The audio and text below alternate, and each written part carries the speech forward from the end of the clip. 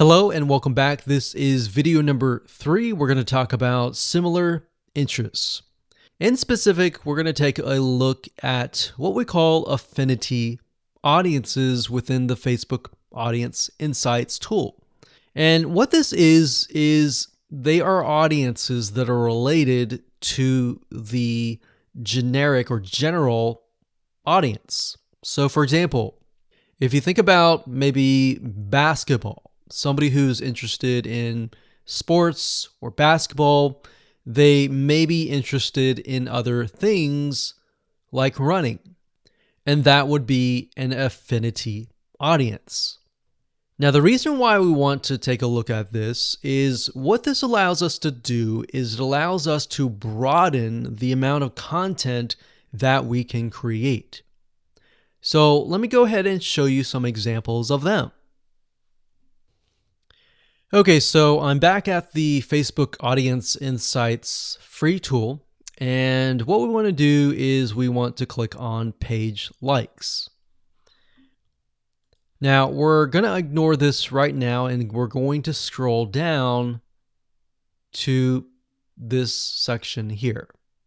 Now, this section here allows us to see the page likes, kind of where they hang out. We'll talk about that more later on. But for now, it says affinity. So what Facebook will do is it will give you a number for the location.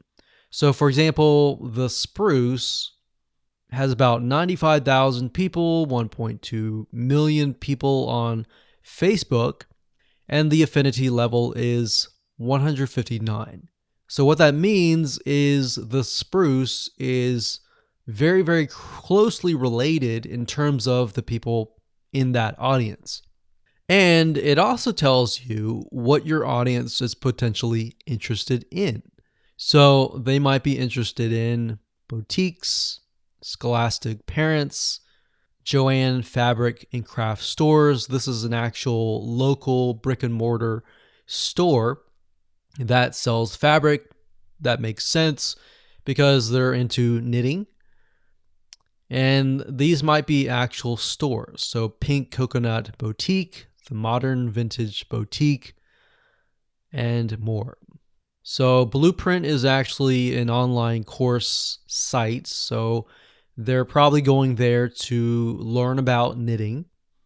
But we can get an idea of how closely related it really is. And based upon that, we can broaden our content.